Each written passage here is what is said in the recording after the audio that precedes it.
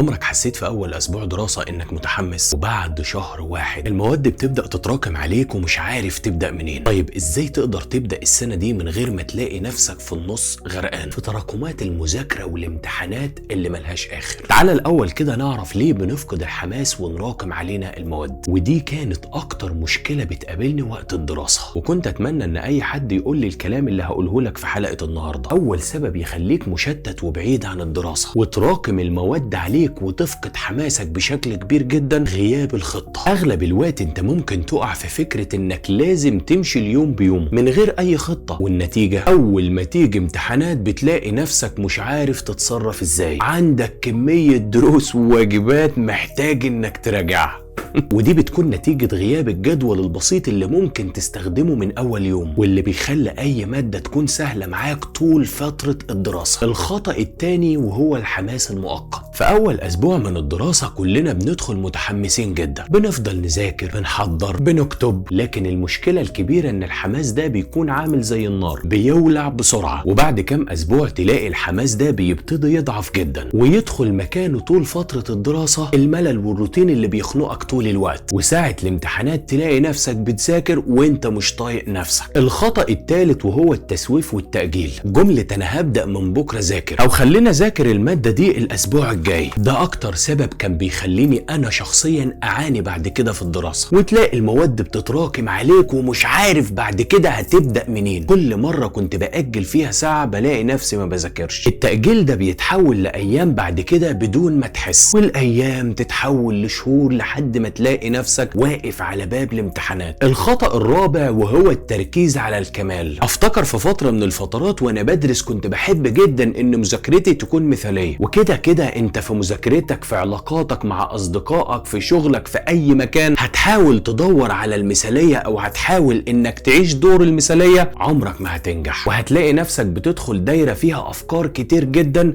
وبتتعب نفسيتك في الاخر. وفي ناس لما بتيجي تذاكر تلاقيها تبدأ تحضر القلم والكشكول وتبدأ تدور على المكان المناسب، ولو مفيش مكان مناسب او الظروف مش كاملة يقولك انا مش هبدأ غير لما الظروف تبقى كاملة الاول، والنتيجة انك بتلاقي نفسك بتضيع وقتك بشكل كبير جدا في التحضير، وده بيشتت تركيزك بشكل كبير جدا عن الموضوع المهم وهو المذاكرة الاساسية. الخطأ الخامس عدم المتابعة اليومية. المشكلة ما بتكونش في كمية الكتب او المنهج، المشكلة انك مش بتلحق تلم اليوم بيوم مادة صغيرة اخرتها تذاكرها النهارده بس انت كنسلتها وما ذاكرتهاش، بعد اسبوع بتلاقي الماده دي اتحولت بعد كده لفصل كبير قد كده مش قادر تذاكره ولا قادر تجمعه، وتفضل على الحال ده لحد ما تلاقي نفسك على ابواب الامتحانات وقدامك جبل من المواد انت مش عارف تعمل فيه ايه. الخطأ السادس المقارنة والضغوط النفسية. لما بتبدأ انك تقارن نفسك بزمايلك او تحس ان المنهج تقيل عليك ومش هتقدر انك تلمه، انت نفسيا في الوقت ده بتبدأ توتر نفسك جدا، او تحس ان المنهج تقيل عليك ومش هتلحق تلمه، ولما تبدأ توتر نفسك هتلاقي نفسك بتبدأ تهرب وتبدأ تأجل المذاكرة باستمرار، والنتيجة التراكمات بتفضل تزيد جواك بشكل كبير جدا. يا صديقي اذا كان انت من اول يوم دراسة بتقول ان المنهج تقيل ومش عارف تعمل فيه ايه، طيب بعد شهر بدون مذاكرة وتفضل تهرب لحد الامتحانات المنهج هيكون عامل ازاي بالنسبة ليك؟ رقم 7 الاستخدام المبالغ فيه للسوشيال ميديا. كل مرة انت بتقول هقعد اذاكر ساعة واحدة بس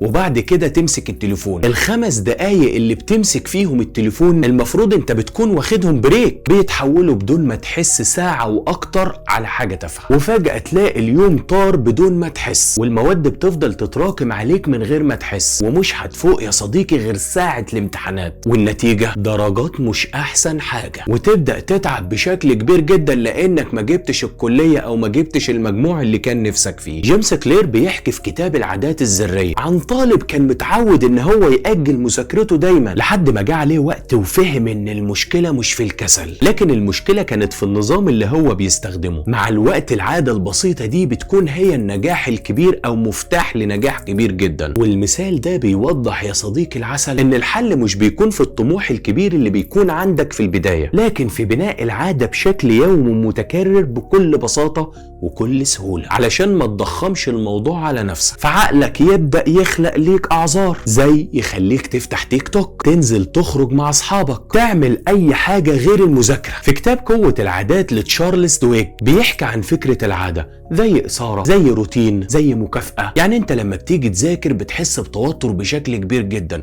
لانك عامل حساب للمذاكرة دي وبقيت شايف انها عبء عليك، فالتوتر ده عقلك بيبدأ يتعامل معاه ان يبدأ يخليك تهرب من المذاكرة بدون ما تحس، عن طريق انك تمسك الموبايل وتفضل بالساعات عمال سكرول على التليفون. فعقلك كده حول او ربط التوتر بالهروب. لكن لو غيرنا الاسلوب ده عن طريق اننا نذاكر 25 دقيقة وبعد كده تبدأ تكافئ نفسك بحاجة انت بتحبها، هتقدر انك تكسر فكرة التوتر من المذاكرة. مع الاستمرارية هتلاقي نفسك بتحب المذاكرة بشكل اعمق. عندك مثلا اينشتاين كان بيحكي انه بيعاني في المدرسة من فكرة حفظ المواد، فعشان كان مش بيحب ان يحفظ المواد فبيضطر ان يأجل المذاكرة لان بيشوف ان كلها ملل وملهاش لازمة. بس الفرق هنا ان الشخص ده قرر ان يذاكر ولكن بطريقته الخاصة، قرر ان يفهم بعمق بدل ما يحفظ. المثل ده يخليك تشوف ان حتى العبقري زي اينشتاين كان بيواجه مشكلة كبيرة في المذاكرة، وبدل ما يستسلم والموضوع يتراكم عليه قرر هو يغير طريقة المذاكرة. عندك مثلا ليوناردو دافنشي اتقال عنه ان كان بيبدأ مشروعات كتير جدا وما يكملهاش، زي حضرتك كده لما تراكم مهمة المذاكرة وتسيبها وما تكملهاش. والسبب ان كان بيدخل نفسه في تفاصيل كتير جدا وما كانش بيكمل المشروع لحد ما كان بيشتت نفسه بشكل كبير جدا. لكن في بعض المشروعات كان بيركز على خطة واحدة بس صغيرة وقدر ينجح وينجز. عندك مثلا توماس اديسون كان دايما متعود ان يأجل ويفضل يحاول تاني وتالت اكتر من 1000 مرة، لدرجة ان الناس كانت بتعتبر ان هو بيضيع وقته بس. لكن هو كان شايف ان التراكم ده مش فشل ولكن ده خطوة من مفتاح النجاح. المثل ده بيوصل رسالة قوية جدا ان التراكم اللي انت بتعيشه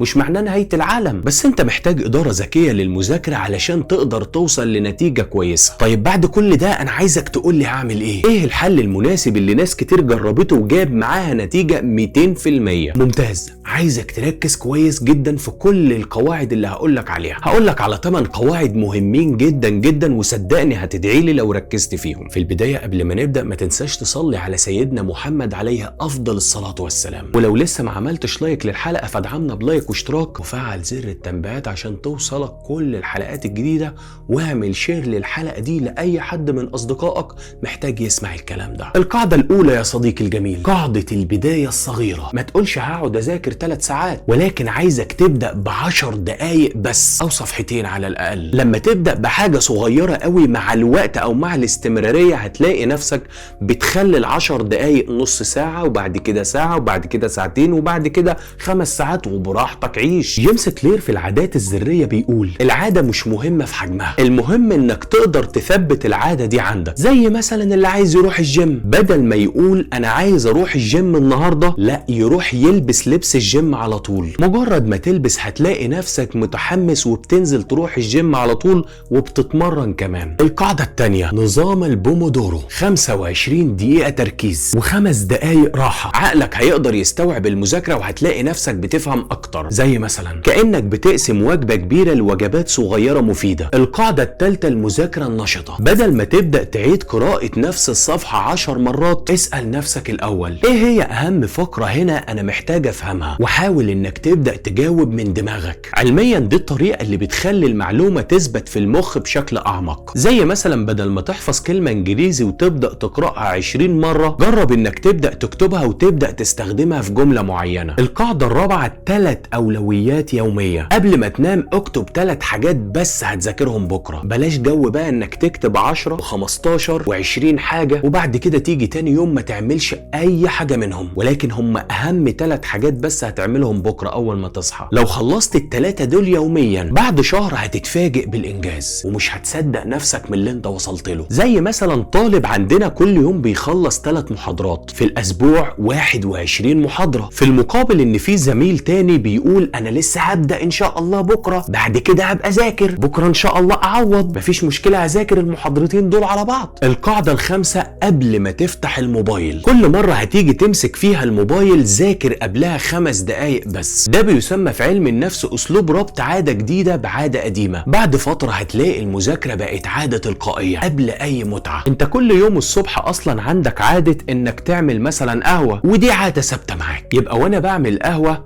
احاول على قد ما اقدر ان اربطها بعاده جديده انا عايز اتعلمها، زي مثلا لغه، اذاكر في ماده انا ما ذاكرتهاش امبارح. المهم اعود نفسي وانا بعمل القهوه احاول اعمل حاجه جديده او احاول اربط نفسي بعاده جديده. بعد فتره تلقائيا كده هتلاقي عقلك بيبدا يربط القهوه بعاده جديده. اللي عايز اوصله ليك مثلا ان كل مره هتيجي تفتح فيها مثلا اللابتوب حاول انك تذاكر قبلها ب5 دقايق. كل مره ارجع من الكليه ابدا اذاكر ملخص محاضره قبل ما اقعد وارتاح، قبل ما اعمل اي حاجه لازم اذاكر المحاضره اللي خدتها النهارده. تلقائيا مخك هيبدا يربط العاده الجديده اللي بدات تعملها بعاده قديمه، فتلقائيا تلاقي فكره المماطله راحت من بالك وعقلك بدا يتعود على الروتين ده. كل ما تيجي ترجع من الكليه هتلاقي عقلك بيعودك انك قبل ما ترتاح وقبل ما تعمل اي حاجه تبدا تذاكر ملخص المحاضره اللي خدتها النهارده. العاده رقم 6 اداره الطاقه مش الوقت. في طلاب اول ما يجي يذاكروا من اول ساعه تلاقيهم انهاروا خالص، وفي طلاب تانية يقدروا يذاكروا 3 ساعات او 4 ساعات في اليوم. السر انك قبل ما تذاكر اعرف طاقتك دي هتتحمل وقت قد ايه. مثلا انا بستحمل المذاكره ساعه او ساعتين وبعدها بهنك خالص، يبقى في بدايه الساعه او الساعتين دول اذاكر فيهم المواد التقيله عليا. برضو في ناس الصبح بتقدر تذاكر كويس جدا، يبقى ذاكر الصبح المواد التقيله. في ناس بتذاكر الظهر او بالليل بكامل طاقتها، يبقى في الوقت ده اذاكر المواد التقيله عليا. حاول انك تسيب المواد السهله الوقت يكون طاقتك فيه ضعيفه شويه، وده لان دماغك بيكون عامل زي بطاريه الموبايل تستغله في المكالمات المهمه وهو 100%، او دماغك 100% طاقه، مش تروح وهي 10% طاقه وتبدا تذاكر المواد التقيله. مش هتعمل اي حاجه وكل اللي هتذاكره هيروح. القاعده ال7 مكافآت ذكيه. بعد ما تبدا تذاكر لمده ساعه او بعد ما تخلص جزء كبير جدا من المذاكره ابدا كافئ نفسك بحاجه صغيره. تدي لنفسك شوكولاته، تخرج مع اصحابك خروجه كان نفسك فيها، تلعب شويه بلاي ستيشن، تتفرج على ماتش معين، تتفرج على حلقه من مسلسل انت بتحبه. في الحاله دي المكافآت يا صديقي مش بتضيع الوقت، ولكن انت كده عملت وسيله تربط المذاكره بالمتعه. زي الدماغ بيحب جدا الدوبامين، لو انت قدرت تربط الدوبامين ده بالمذاكره هتبدا تحس ان المذاكره مش حمل عليك. القاعده رقم 9 المجموعه او المسؤوليه الاجتماعيه. حاول انك تذاكر مع صديق او مجموعه، كل واحد فيكم يبدا يشرح للتاني الجزء اللي بيذاكره، او حاول انك تكتب جزء كبير جدا من انجازاتك اليوميه على ورقه معينه. لما تبقى عارف ان في حد سبورت ليك هيتابع اللي انت بتعمله